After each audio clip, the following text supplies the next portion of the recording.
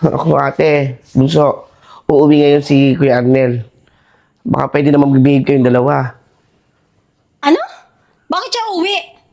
Paano na yung negosyo ko? Yung tindahan ko? Sino magsusuporta sa tindahan ko? Paano pag nalugi ako? Nag-iisip ba siya? Oo nga, ba't siya uuwi? Di ba sabi ko, lilipat ako ng course ko? Kailangan ko ng malaking pera. Paano na yan? Siguro naman yung mga yun, may isasantabi niyo muna. May sakit ang kuya niyo, oh. Magpo-for good na siya dito. Kailangan natin magtulong-tulong. Ano? For good na siya. Mas malaking problema yan. Paano tayo kukuha ng pera niyan? Kaya nga. Kasi uwi-uwi pa siya eh. Pwede ba? Ilang taong naghirap yun sa abroad, oh.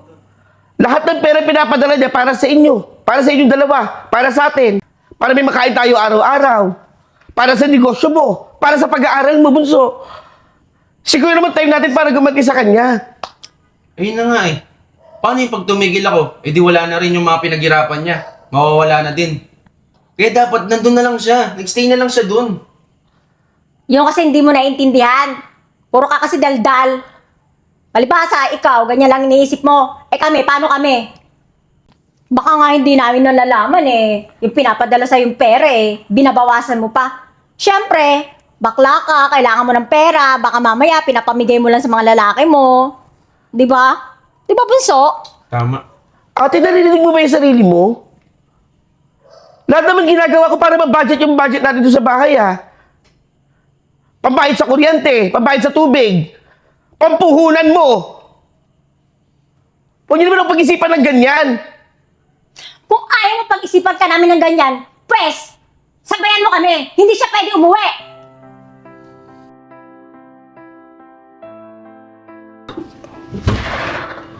Dahan-dahan, te.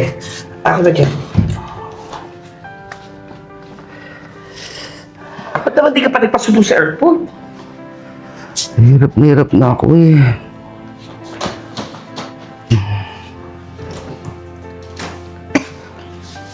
Nakasaan? Bunso, yung paa mo, ano ko natin si ate yung hindi niya babatiin. Ryan? Nagod ako eh. Nandiyan ka na pala. Musta naman ang biyahe? At saka bakit ka nga pala umuwi? Dapat nagtiis ka na lang dun. Mel, inang-hinaan ako, Mel. Hirap na ako. Te, ang tagal-tagal mo na kasi dun. Di mo man lang inalagaan yung sarili mo. Tama. Paano ngayon yan? Yung mga pinag-aralan ko, wala. Mas sayang lang lahat ng pagod ko. Pati yung pagod mo. Pati yung negosyo ko, mawawala na rin kasi umuwi ka kagad eh. Sana inalagaan mo yung sarili mo dun para rin naman yung sa amin. Ikaw Para talaga? din sa'yo. Para makabawi kami sa'yo. Pero ngayon, anong mangyayari? Pare-pares tayong nga dito. Kaya nga. Bunso, ate, pwede ba? Kararating ng tao. Pagpahingin niyo muna. Bahala ka, te. Huwag mo kasi inisip yung mangyayari sa atin. Aiden. Mel. Huwag kayo mag-alala. May pasalubong ako nandun sa maleta. Pati may pera doon. Pagkatian niyo na lang. Yung pala eh. Sige na. Ito siya. O marami to. Ang dami niya. Ayan. Lagi dito. Tingnan natin. Erika, Ito yan. Susi. eto. Yasog mo yan. Baka mukhang dami naman. Madaming pera naman niya. Tiba-tiba Mga tayo. alas. Wow. Para sa iyo. Tulungan mo na rin ang mga kapatid mo. Wow, ang dami. Kuya, dadalhin kita sa ospital. Hindi ko.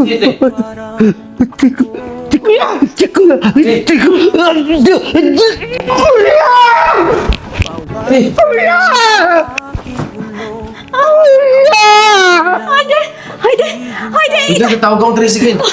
Bilisan mo! Kuya!